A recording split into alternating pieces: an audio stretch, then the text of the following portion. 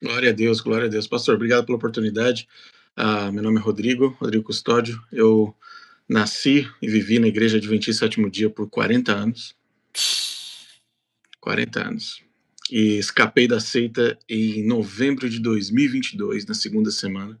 Foi a última vez que eu entrei numa igreja adventista. Tem muita coisa fresca aí, ó. Saí pela porta da frente com toda a minha família, no púlpito, numa comemoração de celebração por todo o tempo que eu passei lá. E saí pela porta da frente. Todas as pessoas que entram em contato comigo hoje, através do projeto que a gente tem na internet, de desvendar e mostrar de fato o que é a teologia adventista e os riscos para a igreja de Cristo, principalmente no Brasil, como sendo uma das piores e mais complexas seitas no Brasil na atualidade. Rapaz, meu amigo, então bora começar com a provocação. Interessante. Nós estamos vivendo um tempo de que se é necessário levantar-se pessoas em defesa da fé. Algumas pessoas veem uma live dessa apenas como polêmica. Outros, mais covardes ainda, dizem, perguntam se de fato a Bíblia é para ser debatida. Então, bora lá. Deixa eu mostrar um versículo para esse tipo de gente, já para a defesa do próprio irmão Rodrigo e minha defesa. Daqui a pouco a gente vai entrar para o confronto. Capítulo único da carta de Judas. Olha o que ele diz. Amados, enquanto me empenhava para vos escrever acerca da salvação, soteriologia, que nos é comum, igreja, todos eles precisam saber que são salvos e ter a certeza da sua salvação. Eu estava pensando em escrever sobre soteriologia. Senti a necessidade de vos escrever, exortando-vos a lutar pela fé entregue aos santos de uma vez por todas. Ou seja, ele está dizendo, eu ia escrever uma coisa, porém senti, pela minha sensibilidade no espírito e minha comunhão com vocês, de mudar o assunto. Não vou falar sobre soteriologia, vou falar sobre apologética. Vou ensinar vocês a lutarem pela fé que uma vez foi dada aos santos. Essa fé aqui, gente, é o conjunto de doutrinas. Não é a fé da regeneração, não é a fé sobrenatural como o dom, Romanos capítulo 12, 1 Coríntios 12 ao 14 trata sobre os dons. Não, essa fé aqui é teológica. É o crente se erguer, como Judas escreveu e o Rodrigo escreve, para nos ajudar na apologética a defender uma fé pura, bíblica e cristocêntrica. Então, bora logo para uma pergunta que eu quero ser direto, e eu sei que o irmão Rodrigo domina. Ellen White é uma falsa profetisa? Sim, 100%. Uma das coisas que eu gosto de alertar sempre com relação ao adventismo, por ter vivido lá, é que o adventismo é uma seita e promove evangelhos e doutrinas erradas, porque a igreja adventista apresenta três pilares errados: um Jesus falso, uma profetisa falsa e uma salvação falsa. Esses são os três pilares da igreja adventista do sétimo dia, que vão diametralmente contra a palavra de Deus. Jesus igual a Arcanjo Miguel. Ellen White afirma que Jesus abandonou sua natureza divina e tomou natureza angélica, tornando-se Miguel Arcanjo para tentar redimir os anjos caídos. E que esse processo foi ordenado pelo próprio Deus. Sem sábado, igual a sem salvação. Ellen White afirma explicitamente que quem receber o ensinamento sobre o sábado e o rejeitar, recusa obedecer a Deus e não pode ser salvo em sua desobediência. Profecia falsa. Donos de escravos. Ellen White profetizou que os senhores de escravos de sua época suportariam as 7 últimas pragas, ressuscitariam na segunda ressurreição e sofreriam a segunda morte. Todos morreram sem que isso ocorresse. De onde vem a autoridade da igreja adventista? Logo você percebe no nome da igreja. Eu posso citar o nome, por exemplo, da sua igreja. Sua igreja é a Assembleia de quem? De Deus. A igreja adventista é de quem? Igreja adventista de quem? Do sétimo dia. Então você já começa a olhar pelo nome da igreja. Você olha pela estrutura da nomenclatura da igreja. A quem essa igreja pertence? Ao sétimo. O adventista, a parte adventista, é da suposta espera e da guarda da volta de Jesus. No entanto, todos nós sabemos que o adventismo Eu não sei espera, se na você vai verdade. lembrar agora, mas eu vi um vídeo, acho que foi no seu canal. Um pastor muito respeitado no meio adventismo, no meio adventista aqui no Brasil, convidando as pessoas para irem fazer uma visita num túmulo. Parece que o anjo está guardando os ossos do pó de alguém lá, alguma coisa assim.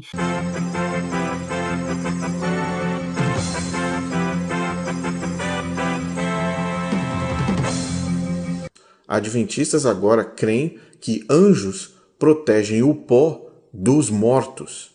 Veja o que esse pastor disse. Aqui, exatamente nessa tumba, William Miller está enterrado. E tem uma passagem muito especial, escrita por Ellen White,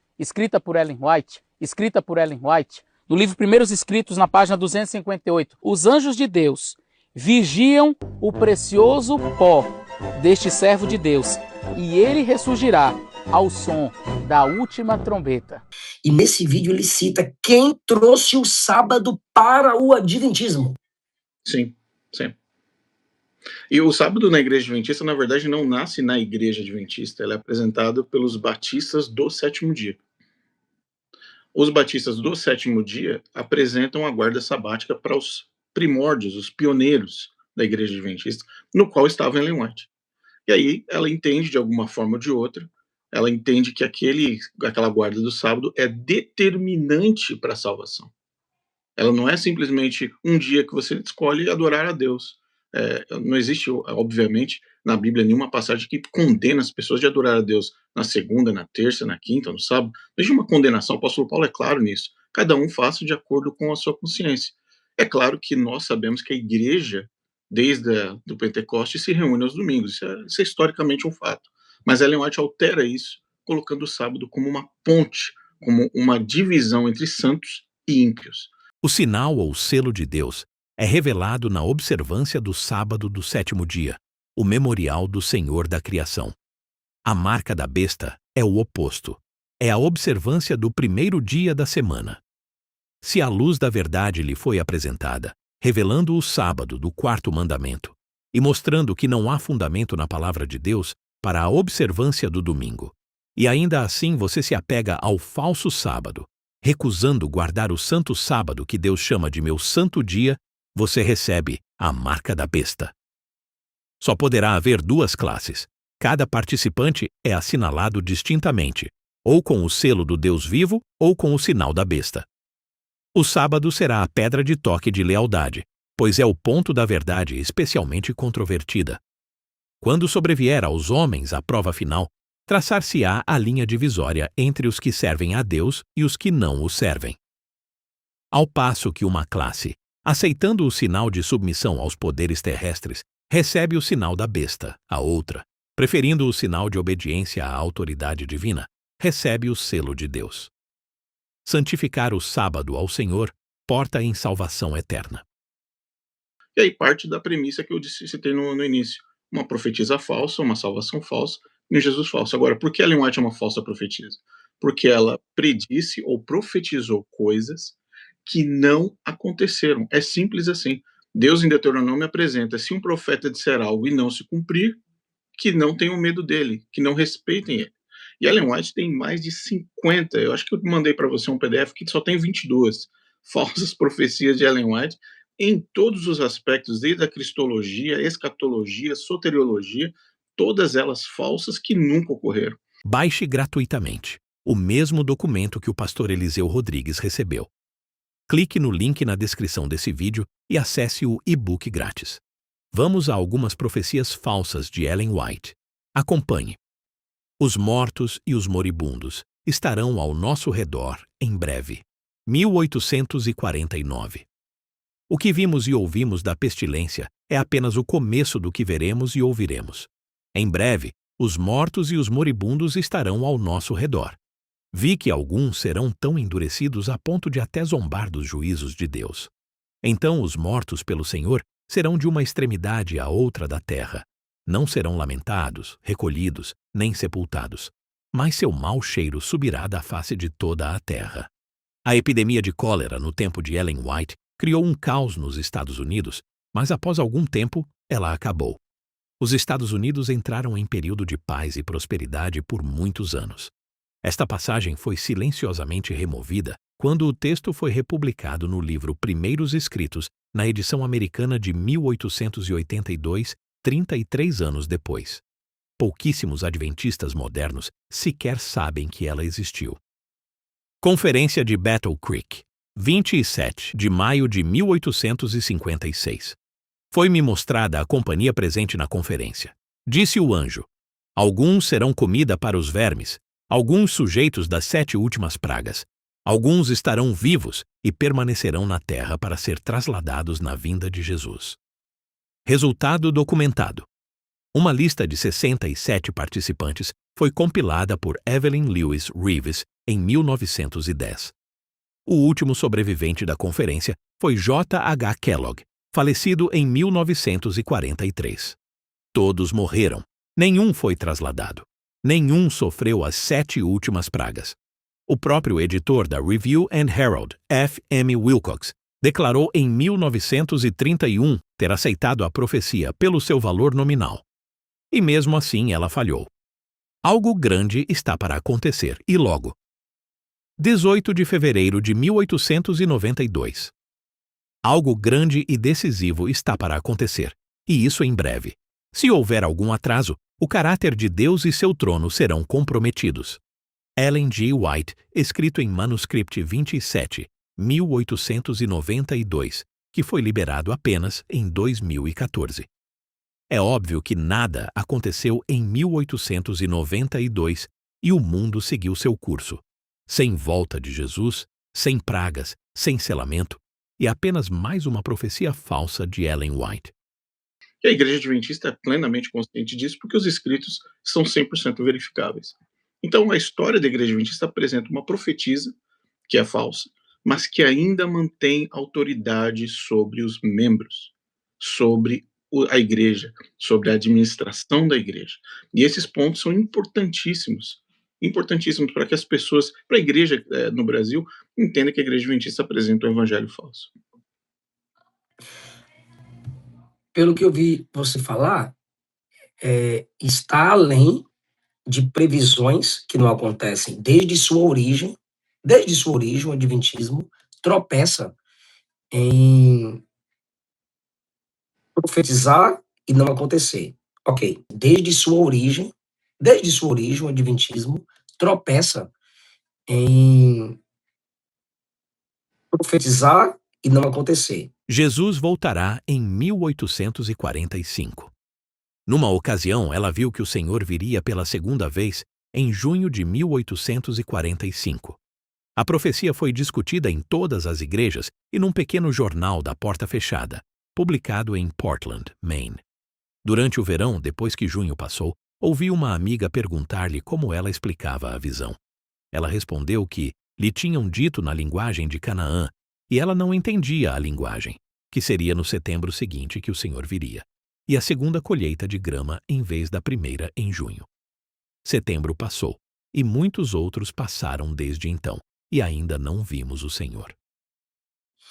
Só que à luz da Bíblia, Antigo e Novo Testamento, o falso profetismo não se dá apenas por previsões, mas ensinos doutrinários que ao mesmo tempo tornam o falso profeta um falso mestre. Nesse sentido, para nós, então ela seria considerada uma falsa profetisa, não porque simplesmente se empolgou, falou uma, duas, três profecias ali por empolgação, feliz, empolgada no mistério. Não. A pessoa fala como se fosse uma autoridade inspirada, registra, documenta e tem quem acredite. É isso? E sustenta o que ela falou. 100%. É isso mesmo? 100%, pastor. Eu posso dar um exemplo aqui simples. Ellen White afirma que ela recebeu de Deus a mensagem de que a cruz de Cristo não apaga pecados. Não, irmão, não. Isso é satânico. Sim. Ela apresentou isso diretamente dela. Está nos escritos dela. O sangue de Cristo, ao mesmo tempo que livraria da condenação da lei o pecador arrependido, não cancelaria o pecado. Não cancelaria o pecado. Há uns textos dela. E ela fala: a cruz de Cristo não apaga pecados.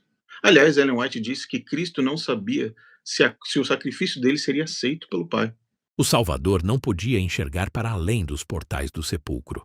A esperança não lhe apresentava sua saída da sepultura como vencedor, nem lhe falava da aceitação do sacrifício por parte do Pai.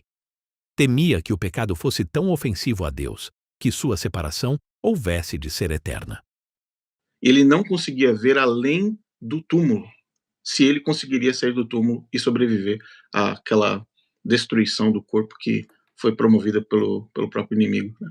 Então, a Ellen White apresenta que Cristo não sabia se ele iria sair do túmulo, e apresenta que a cruz de Cristo não apaga os pecados.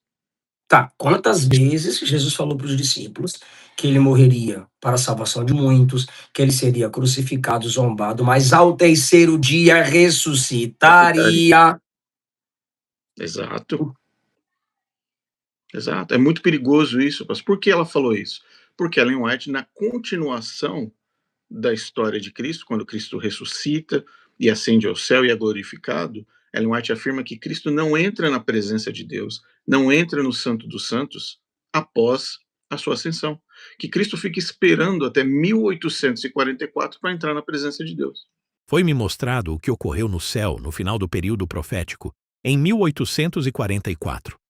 Terminando Jesus seu ministério no lugar santo e fechando a porta daquele compartimento, abriu-a do lugar santíssimo e passou além do segundo véu, onde está agora de pé, diante da arca que contém a lei de Deus. Ou seja, Deus não viu Cristo até 1844. Porque ele não entrou no Santo dos Santos, ele só entrou no Santo dos Santos em 1844. Você percebe como a deturpação ela é progressiva. A Cristo não veria além do túmulo, a cruz de Cristo não apaga pecados, Cristo não entrou na presença de Deus depois da ascensão, só entrou em 1844. E tudo isso vai destruindo a soteriologia pouco a pouco, devagar. E cristologia se distorce Cristo, distorce a soteriologia, nesse sentido que você está falando. Exato. Pai, João 17, Pai, devolve a glória que eu tinha contigo antes mesmo que o mundo existisse. João capítulo 1, ela destrói todinho. Exato. Não, e pior ainda, pastor, se você voltar no livro A História da Redenção, capítulo 1 de Ellen White, onde ela apresenta que Jesus Cristo recebeu glória, poder e autoridade vinda do Pai, ele não possuía isso na eternidade. E quando Cristo recebe isso do Pai, ou seja, Jesus era simplesmente mais um no céu, Cristo chega para os anjos e fala: tá vendo Jesus aqui? Eu estou dando agora para ele autoridade, eu estou dando para ele divindade, eu estou dando para ele agora a minha honra, e ele agora vai me representar. Isso no céu. Aí Ellen White diz que Lúcifer ficou enciumado, não gostou dessa história. E aí Lúcifer criou toda a guerra no céu. Para piorar a situação, depois que todos foram expulsos, a terceira parte dos anjos, o que aconteceu? Ellen White diz que Jesus e Lúcifer se encontraram no universo e choraram juntos, tentando trazer Lúcifer de volta para o céu, de onde ele havia sido expulso. Satanás treme ao contemplar sua obra. Ele está sozinho meditando sobre o passado, o presente e o futuro de seus planos. Sua poderosa estrutura vacila como com uma tempestade. Um anjo do céu está passando. Ele o chama e suplica uma entrevista com Cristo. Isto lhe é concedido. Então relata ao Filho de Deus que está arrependido de sua rebelião e deseja voltar ao favor divino. Está disposto a tomar o lugar que previamente Deus lhe designara e sujeitar-se a seu sábio comando. Cristo chorou ante o infortúnio de Satanás, mas disse-lhe, como pensamento de Deus, que ele jamais poderia ser recebido no céu. Explica para mim, pastor, de onde Cristo não tinha autoridade, Cristo não tinha divindade, Cristo não tinha glória, e ainda assim foi chorar com Lúcifer para tentar trazer Lúcifer de volta para o céu, depois que a terça parte do céu foi expulsa. Explica para mim se isso vem de Deus. O grande Criador convocou as hostes celestiais para, na presença de todos os anjos, conferir honra especial a seu Filho. O Filho estava assentado no trono com o Pai, e a multidão celestial de santos anjos reunida ao redor deles. O Pai, então, fez saber que, por sua própria decisão, Cristo, seu Filho, devia ser considerado igual a ele. Assim que, em qualquer lugar que estivesse presente, seu filho, isto valeria pela sua própria presença. A palavra do filho devia ser obedecida tão prontamente como a palavra do pai. Seu filho foi por ele investido com autoridade para comandar as hostes celestiais. Especialmente, devia seu filho trabalhar em união com ele na projetada criação da terra e de cada ser vivente que devia existir sobre ela. O filho levaria a cabo sua vontade e seus propósitos, mas nada faria por si mesmo. A vontade do pai seria realizada nele. Rapaz. Isso é muito sério. Isso é muito sério. A Igreja Adventista do Sétimo Dia não nega esses escritos e em momento nenhum a igreja, como Esse é o problema. instituição, ela olha para esses escritos e fala, irmãos, Ellen White, infelizmente, tinha uma visão errada aqui. Ela tem uma perspectiva errada, irmãos. Nós, como igreja, nós temos uma posição diferente. Hoje, em 2026, nós não acreditamos que isso tenha acontecido. Isso não faz parte da Bíblia, irmãos. Não. Eles Não tem nada disso. continuam defendendo a profetisa. Em várias das nossas reuniões e convenções, nós citamos erros de muitos de nossos fundadores. Pedimos perdão a irmãos por falas de muitos pioneiros.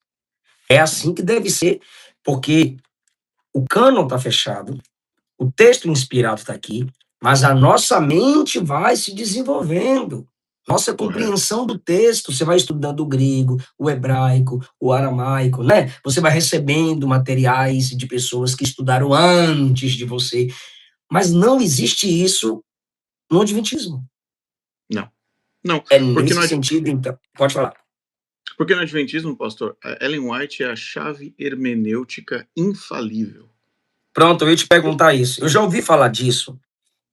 Suas palavras funcionam como chave hermenêutica, porque tem uma classe no nosso meio que diz que Cristo é a chave hermenêutica. Isso tem que ser muito bem estudado, pois algumas pessoas forçam alguns textos do Antigo Testamento para ver Cristo onde ele não está. Ok, se assim já é complexo, imagine a pessoa. Porque eu já vi vídeos de pregadores, teólogos, pastores maduros no Adventismo dizer que você não pode estudar só a Bíblia, que você precisa ter o acompanhamento dos escritos de Ellen. Correto. Parece que é luz menor, alguma coisa assim. A Bíblia em si, o cara se dedicar a meditar nas escrituras em si, não vai funcionar. Então, de fato, você confirma isso desse meio de onde você saiu? Se tem isso em pregações, em bate-papo, e é normal para eles os escritos da Ellen serem reconhecidos ou respeitados como a chave hermenêutica das escrituras, aparentemente parece muito, mas como você vê de lá, confirmaria isso então? Sim, pastor, 100%, 100%. Uma das coisas e uma das estratégias de uma seita é pegar o membro da seita e colocar dentro de uma caixa, onde lá dentro ele só tem acesso à literatura e aos estudos daquela seita. Ele não tem liberdade de consciência de pesquisar outros comentários bíblicos, ouvir outros pastores, ou ir para outros países e ouvir pregações de outros teólogos e acadêmicos. A Igreja Adventista não gosta disso. Então, ela cria materiais constantemente para, vamos dizer assim, alimentar os seus membros. E nesses materiais está incluído a posição hermenêutica de Ellen White. Ou seja, se você olha para a cruz de Cristo e você ouve Ellen White dizendo que a cruz não apaga pecados, qual é o outro ponto que vem na contramão dessa posição? Provavelmente uma reforma, uma posição reformada, provavelmente uma posição bíblica. Cristo fala, João fala, os apóstolos falam que a cruz de Cristo foi suficiente para nós, que a cruz de Cristo nos lava, nos limpa, nos redime, nos dá salvação. O sacrifício de Cristo foi perfeito. Agora, a sua profetisa da sua igreja diz o contrário. Então você fica numa via de bifurcação, onde fala assim, poxa, com quem eu fico agora? E a Igreja Adventista diz, fique com Ellen White. Fique com ela, porque ela é a manifestação do espírito da profecia. Ela, apenas ela, pelos seus tropeços em palavras, visões e escritos, se faz uma falsa profetisa ou o adventismo dá continuidade a isso? Consegue me entender? Um exemplo, eu chego na igreja e falo uma bobagem. Se aquela igreja não tem um teólogo para me corrigir, como já aconteceu várias vezes, um pastor para desfazer a bobagem que eu falei, e aquela igreja perpetua, aquela igreja é tão culpada quanto eu. Correto. E você está 100%, pastor, porque tudo se constrói através de 60 anos de autoridade de Ellen White, onde ela mesma, com as próprias palavras dela, disse: se você não acreditar nos meus livros e nos testemunhos, você vai estar indo contra Deus e contra o Espírito de Deus, e você vai estar entrando no time de Satanás. Portanto, se durante 60 anos você ouve uma suposta profecia dizendo que se você não acreditar nela, você está do lado de Satanás, a igreja, como organização, Não. vai se. Não, ela se considera inspirada, irmão. Os testemunhos são do Espírito de Deus ou do diabo. Não há meio termo nesta questão. Minha obra traz o selo de Deus ou o selo do inimigo. Ela se considera inspirada. Nesse sentido, então, é tão perigoso quanto o catolicismo que coloca a tradição no mesmo nível das escrituras. Porque Sim, toda sim. seita... Olha só como ela disse, eu vou dar um exemplo aqui, eu cito de cabeça para você. Ela fala o seguinte: os meus escritos têm o mesmo peso que as tábuas de pedra do Sinai. Em meus livros, a verdade está declarada, barricada por um "assim diz o Senhor". O Espírito Santo traçou estas verdades em meu coração e mente tão indelevelmente quanto a lei foi traçada pelo dedo de Deus nas tábuas de pedra. O que você entende quando você... Agora, imagina, pastor, as pessoas da fazenda, as pessoas simples, do século XIX, 1800 e bolinha, olhando para uma mulher, se levantando, falando: se você não acreditar em mim, você vai para o inferno. Agora, Entendi. imagina em 2026, nós estamos em 2026. Não tem mais desculpa. Não tem mais desculpa. A gente não está Maior vivendo. será o juízo. Exato. É pesado. Então, o Adventista do Sétimo Dia, eu falo porque eu vivi lá 40 anos. Nós vivemos usando, como eu estou usando esses óculos aqui agora, nós vivemos usando os óculos e as lentes de Ellen White. Por exemplo, Para o interpretar. Adventista do Sétimo Dia olha para o pastor Eliseu, olha para os membros da Igreja Assembleia de Deus e falam: vocês são parte da Babilônia.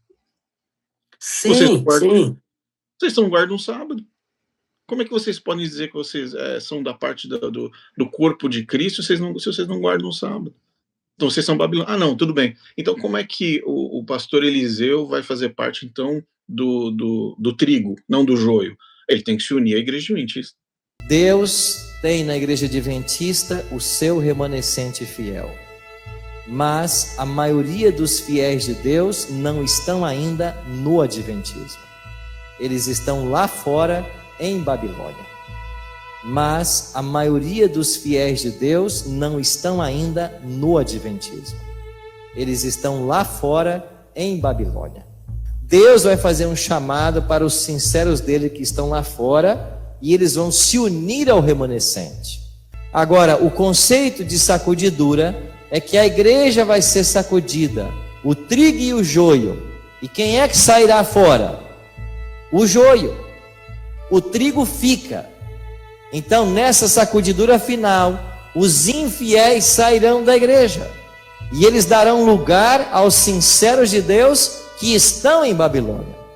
Então, Deus tem gente fiel e infiel dentro do adventismo, trigo e joio, e Deus tem gente fiel e infiel em Babilônia. Então os sinceros de Babilônia virão para a igreja remanescente, e os infiéis do remanescente irão para a Babilônia. E eles se tornarão os nossos piores inimigos. Eu estava vendo um texto onde ela conta que uma irmã chegou para ela, crente, com muita ética e educação, e lhe perguntou se ela não guardasse o sábado, se ela seria salva. Aí ela não é direta, dizer: não, se você crê na pessoa de Cristo Jesus, você é salva.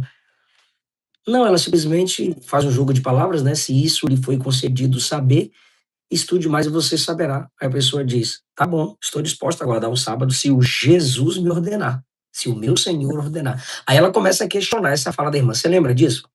Ela Lembro. começa a questionar a fala da irmã e no final ela chama a irmã de, ironicamente, acredito, pobrezinha. Quem é ela Sim. para pensar que quebrando os mandamentos de Deus, e óbvio, se o contexto do texto é sobre o sábado, ela fala sobre o sábado, a irmã fala sobre o sábado, ela está resumindo os mandamentos de Deus do sábado. Quem é ela, Sim. pobrezinha, para ter essa soberba de pensar que vai ser salva quebrando o mandamento de Deus? Você lembra disso? Você pode dar mais detalhes para nós? Qual a intenção da Ellen em contar essa história? Sim, esse foi um encontro que aconteceu na saída de um culto, onde a Ellen White estava na igreja, e uma pessoa, uma visita, olha só, né? Uma visita, estava lá, ouvindo a pregação dela, e ela sai na porta da igreja e ela pergunta, irmã, então eu preciso guardar o sábado para ser salvo? A Ellen White fala, bom, Jesus, tal, não, você acredita em Jesus, tá tudo bem e tal, mas olha só o estudo da Bíblia, você tem que estudar a Bíblia, porque se você estudar e ver que literalmente você tem que guardar o sábado e você abandonar, aí vai ser um problema. Ela fala, bom, mas e se Jesus não disser, né, para mim? Se Cristo diretamente não me compelir, né, a guardar o sábado? Ela fala assim, bom, então aí você vai ter um problema, porque ela coloca aquela pessoa, aquela visita numa situação, ah, você aceitou Jesus, tudo bem, mas se você não guardar o sábado, você perde tudo. Esse é o contexto. Ah, Entendi. aceitei Jesus. Cristo, ok, você aceitou Jesus, glória a Deus, mas para você continuar em Cristo, tem que guardar o sábado. Exato, exato, exato. E é estranho isso, pastor, porque na Bíblia, olha só que coisa estranha, né? Vamos nos imaginar numa igreja primitiva lá no século I, né, no século II, os apóstolos ensinando, né? A gente estava lá. Vamos imaginar que nós nos convertemos ao cristianismo. Aí a gente chega lá na igreja cristã primitiva, vamos lá, tem o apóstolo Pedro, tem o apóstolo Paulo ensinando sobre Cristo, coisa bonita, tal, tal. Eu pergunto para você, pastor, quando é que começava a classe de ensinar a guardar o sábado? Quando é que começava a classe de ensinar a guardar o sábado na igreja primitiva? Quando é que o apóstolo Paulo falou assim, ó, gente, ó, próximo domingo tem a classe de ensinar a guardar o sábado? Não tem, não tem, não tem, não tem. Não tem, não tem. Sem contar um fato clássico, os guardadores do sábado, judeus, tinham proteção de Roma para isso.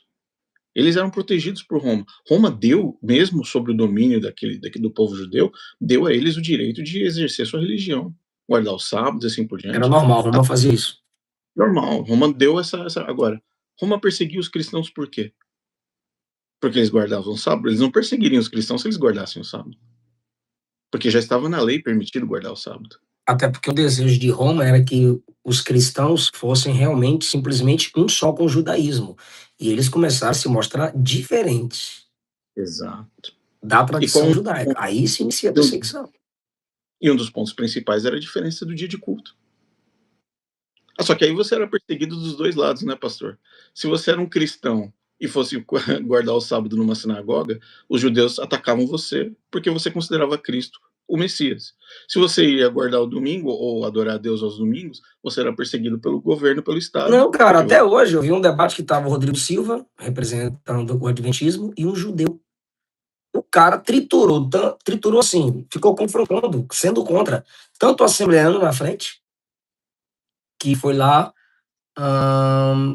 para defender que, não sei qual era a defesa do assembleano, não, defender que não é mais necessário guardar o sábado, guardar o sábado. como se é ordenado no Antigo Testamento. E o Rodrigo defender que se pode guardar o sábado. Aí o judeu batia tanto no assembleano, tem sim que guardar o sábado. Aí o Rodrigo, tem que guardar o sábado. Aí o judeu dizia, não, mas você não tem que guardar sou eu que sou judeu. Foi engraçado demais. Mas você chegou a ver isso? É o reflexo do que era no século I. O judeu batia Sim, dos dois lados. você não tem que guardar, você é cristão. Aí o cristão dizia, porque o sábado acabou, o sábado não acabou. Aí o outro dizia, não acabou, você não pode falar que não acabou.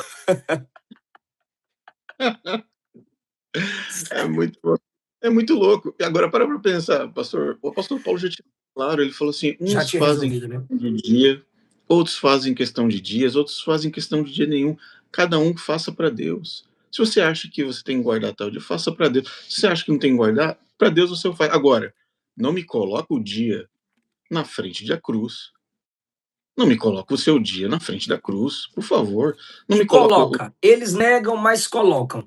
Vai haver um debate entre eu e o Ezequiel, lá na Mais FM. E eles tentam negar. Não sei se o Ezequiel vai negar isso, mas eu não quero falar aqui de ninguém, do nome de ninguém. Só falei porque vai haver um debate, eu quero levar isso para lá. Porque, por que isso acontece? Eu tenho prints aqui, eu estou documentando, teólogos adventistas, pelo menos pela comunicação do cara, você percebe, a não ser que foi chat GPT. Só que quando eu coloquei o vídeo lá de um adventista me criticando, no debate com o Ariel, olha só, o adventismo nesse cara se uniu ao catolicismo romano para atacar os protestantes. Tem alguma coisa estranha aí. Aí, nos comentários, quando eu postei, o cara falou assim, o adventista guarda os 10 mandamentos. O protestantismo guarda 9. Quem é o salvo de verdade? Sim. Então, o cara lá é salvo porque guarda os 10. Eu vou pro inferno porque guardo 9. Onde foi que eu disse que não tem que guardar nenhum? Onde é que está escrito que esses 10 mandamentos hoje são vigentes para a salvação? Tá errado. Pastor, eu vou dar um exemplo clássico dentro do contexto adventista, e aí acho que isso até serve para qualquer pessoa guardar. Olha só, imagina a cena. Imagina Jesus voltando nos céus. Jesus está voltando, as trombetas tocando, aquela cena, aquilo que a gente estava esperando a nossa vida toda. Finalmente chegou o dia da volta de Cristo, Jesus está voltando. Aqui, na nossa terra, aqui no chão, existem as pessoas olhando para o céu de braços abertos, dizendo: esse é o Senhor a quem nós aguardávamos. Recebendo Jesus Cristo, salvos, finalmente Jesus. Aí eu pergunto para você, pastor, dentre esses que estarão com os braços abertos, olhando para o céu, recebendo Cristo voltando nas nuvens, muitos deles vão ter estado na igreja no domingo anterior. Muitos deles vão ter entregue a sua vida a Jesus Cristo nas águas no domingo anterior. Muitos desses que vão estar com os braços abertos recebendo Jesus nas nuvens, vendo Jesus voltar, vão ter entregue sua vida para Cristo no domingo anterior. No domingo. No domingo eles vão para o inferno? Não pode, olha. Eles vão para o inferno agora? Peraí. Até porque os textos sobre arrebatamento do Novo Testamento não exigem que você esteja um dia certo em algum ambiente religioso. O calendário da semana impede o crente que entregou a vida a Cristo a ser recebido por Jesus Cristo? Como assim? Quer dizer que todo mundo que estava na igreja domingo passado não sobe? Você está fazendo pergunta retórica, você quer dizer que existe essa doutrina? Existe, claro que existe. Na igreja adventista, se a pessoa, no dia da volta de Jesus Cristo, tiver ido à igreja no domingo anterior ao dia da volta de Cristo, essa pessoa está no inferno, está condenada. Meu amigo, Efésios, capítulo de número 1, diz assim, versículo 13. Nele, na pessoa de Cristo, também vós, tendo ouvido a palavra da verdade, o evangelho da vossa salvação, e nele também crido, fostes selados com o Espírito Santo da promessa, que é a garantia da nossa herança. Pronto, se você tem o Espírito Santo, está garantida a sua herança, que é a morada eterna e a salvação eterna, a glorificação do seu corpo, que é a garantia da nossa herança para a redenção da propriedade de Deus, para o louvor de sua glória. O selo aqui é a pessoa do Espírito Santo, o pessoal que está assistindo, 320 pessoas. No Adventismo, o que é esse selo? Que é outra coisa, é outra pessoa, há uma substituição, há uma remoção da pessoa do Espírito. Tem algum tipo de selo no Adventismo que fira essa paracletologia e pneumatologia aqui de Efésios 1? Sim, 100%. Na igreja adventista, o selo de Deus é o sábado. O que é a marca? O que é o selo de Deus? O selo de Deus? Tá bom. O selo de Deus da igreja adventista é o sábado. Vai dizer Tá que é o bom. Espírito Santo. Qual que é a marca da besta?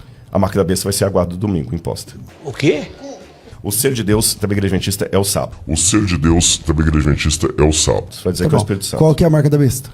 A marca da besta vai ser a guarda do domingo, imposta. De todos os 10 preceitos, só o quarto contém o selo do grande legislador, Criador dos céus e da terra. Os que querem ter o selo de Deus na testa precisam guardar o sábado do quarto mandamento. O sábado é a grande questão de teste. É a linha de demarcação entre os leais e verdadeiros e os desleais e transgressores. É o selo do Deus vivo. E eu posso dar um exemplo baseado na doutrina, ou na crença, ou na pregação do decreto dominical. Dá um Ora as exemplo. bolas. Se o sábado não salva, por que a igreja adventista prega que a igreja católica vai forçar toda a humanidade, junto com os Estados Unidos, a guardar o domingo? Então a previsão é de que uma nação forte, um poder político global, em aliança com o cristianismo que se desviou um pouco da verdade, da palavra de Deus, né? Então nessa aliança eles vão promover uma guarda do domingo em nível mundial como um argumento para a preservação da família, da sociedade e da fidelidade diante de Deus.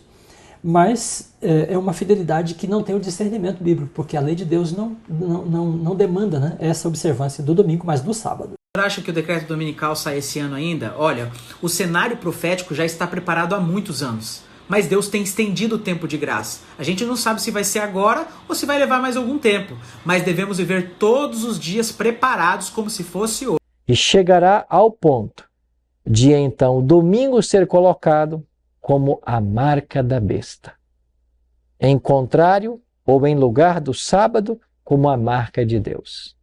Então a humanidade terá que decidir se aceita o selo de Deus ou se recebe a marca da besta. E que o domingo será a marca da besta e o sábado o selo de Deus. Agora para pensar, pastor.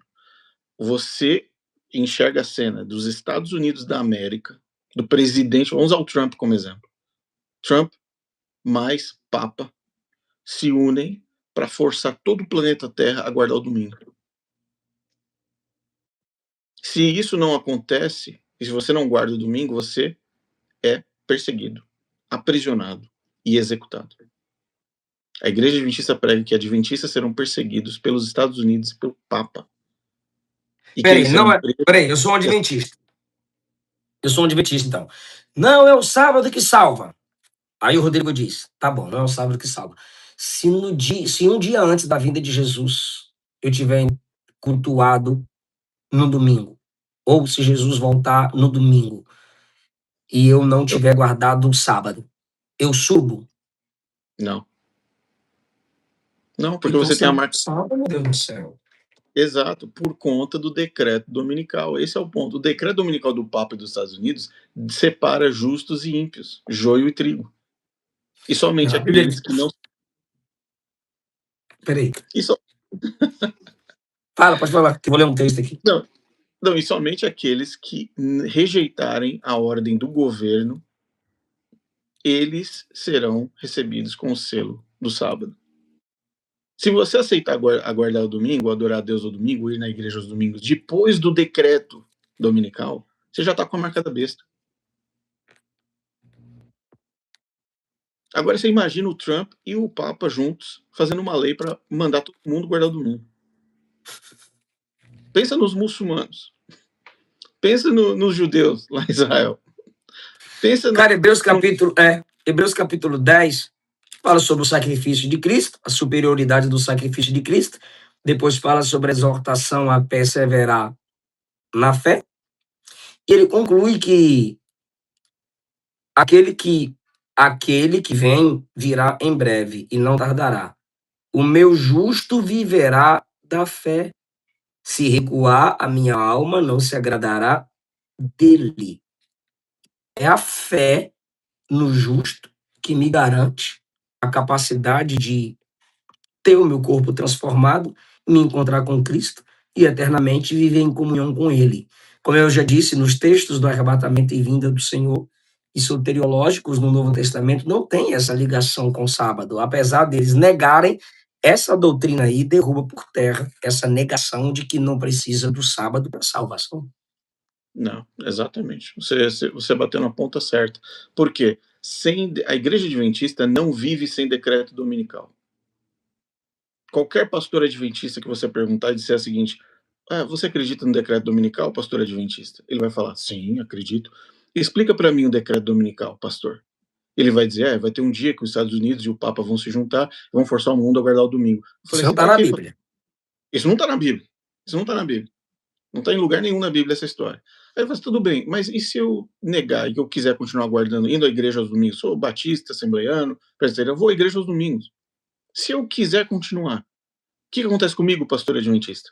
Ah, então você vai receber a marca da besta.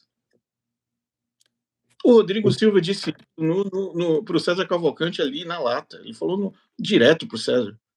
A marca da besta é a guarda do domingo.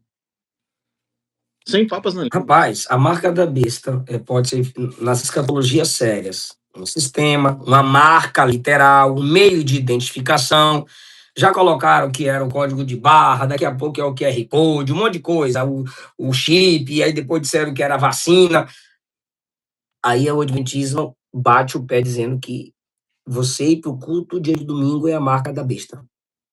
Desde 1847.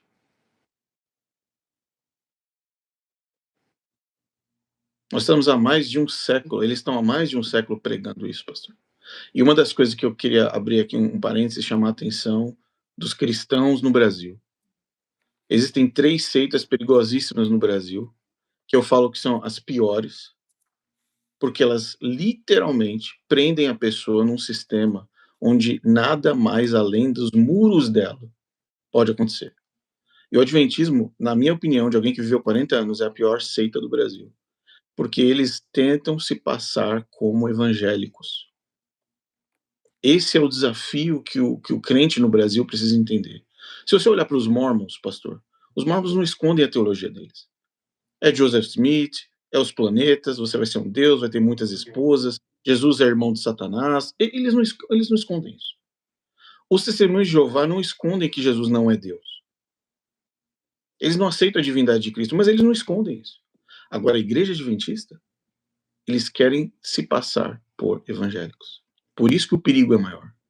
Você vai no culto, você vê um PowerPoint com a foto de Jesus, você canta músicas de Jesus, você canta hinos, você participa em cultos de oração de Jesus. Eles falam em nome de Jesus, amém, no final das orações. Tudo normal. Só que quem é Jesus para o adventismo? É o arcanjo Miguel, é um anjo. É um anjo que não tinha autoridade no céu. É um anjo que na edição do Signs of the Times, Sinais do Templo, jornal, documento oficial da igreja, 1911, diz: Jesus teve que se transformar num anjo com natureza angélica para lutar contra Lúcifer no céu. Senão não ficava igual. Parece coisa de filme. Invenção. É um negócio... Exato, é um negócio muito louco. Agora, a igreja adventista vai lá, canta, você vê lá o Arautos do Rei, muito bonito, você vê lá Novo Tempo, pregando todas. Quando você vai na teologia adventista e você lê de fato o que está escrito ali, você se arrepia. Aquilo ali é uma coisa pesada, antibíblica. A música conquista, a pregação assusta.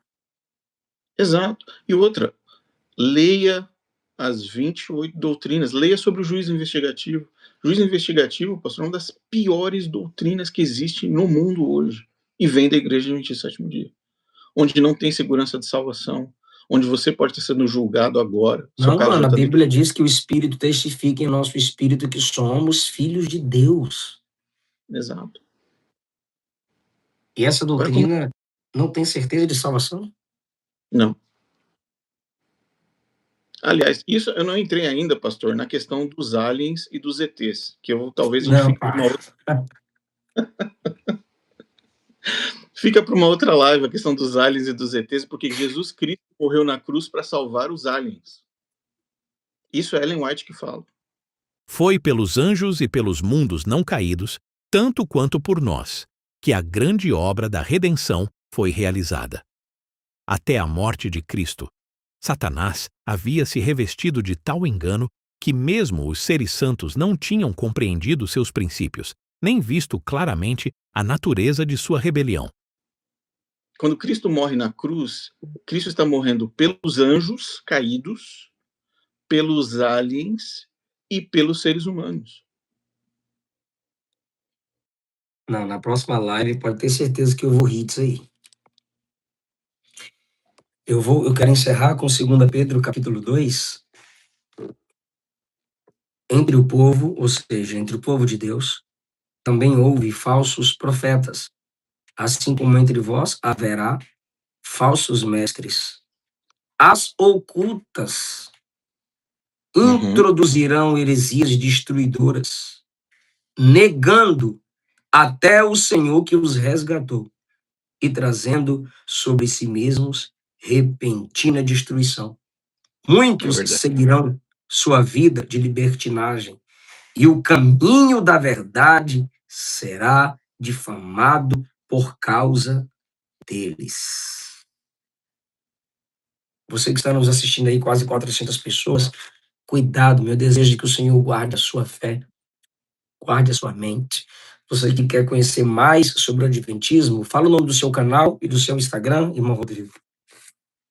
Irmãos, só clicar ali no Instagram, no YouTube, digitar Para Que Possamos. Esse é o título do canal, Para Que Possamos. Instagram e Tudo YouTube. sobre YouTube. Tudo sobre Adventismo. Nós estamos chegando a quase 1000 vídeos. Nós temos aulas ali completas de 1 hora, 2 horas, 3 horas. Tem Temos aulas, documentários, conteúdos e livros. tudo verificável, com fontes originais da igreja, com textos na tela, com fonte no rodapé, para você pesquisar e para você fazer todo o seu processo de estudo. E se você conhece alguém da igreja adventista, em primeiro lugar, ame essa pessoa, cuide dessa pessoa, respeite essa pessoa, mas ajude a libertar essa pessoa, porque ela está presa numa seita. Você tem material, livros apologéticos? Em breve vai sair o meu livro pessoal sobre a minha experiência no Adventismo. Vai desde o meu nascimento até a minha libertação e também todos os processos teológicos incluídos nesse processo de estudo, incluindo Ellen White, soteriologia, cristologia, escatologia também.